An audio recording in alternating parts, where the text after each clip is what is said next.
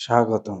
আজকের ভিডিওতে আমি আপনাদেরকে দেখাবো কিভাবে আপনি নেমচিপে যে ডোমেইন রেজিস্ট্রেশন করেছেন সেটিতে Google সার্চ কনসোল অ্যাড এবং ভেরিফাই করবেন। প্রথমে যে কোনো ব্রাউজার দিয়ে Google সার্চ বক্সে যান। Google সার্চ বক্সে Google সার্চ কনসোল লিখে সার্চ করুন। লিঙ্কটিতে ক্লিক করুন। আপনার Google অ্যাকাউন্টে লগইন করুন এবং স্টার্ট নাওতে ক্লিক করুন। এখানে অ্যাড প্রপার্টিটি ক্লিক করুন। ডোমেইন অপশনটি সিলেক্ট করুন। ডোমেইনের নামটি টাইপ করুন এবং কন্টিনিউ বাটন চাপুন। এখানে ২ ধরনের রেকর্ড টাইপ রয়েছে। একটি হচ্ছে টিএক্সটি, অন্যটি হচ্ছে সিনেম।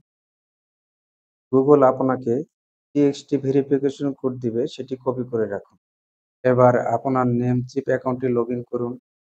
ডোমেইন লিস্ট বাটনটিতে ক্লিক করুন। ডোমেইন লিস্ট থেকে আপনার ডোমেইনের পাশে ম্যানেজ বাটনটিতে ক্লিক করুন।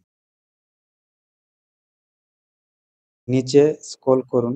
নেম সার্ভারের ড্রপ ডাউন বাটনটিতে ক্লিক করুন। নেমচিপ বেসিক ডিএনএসটি সিলেক্ট করুন। সেভ বাটনটি অ্যাপ্লাই করুন। ট্যাবে ক্লিক করুন।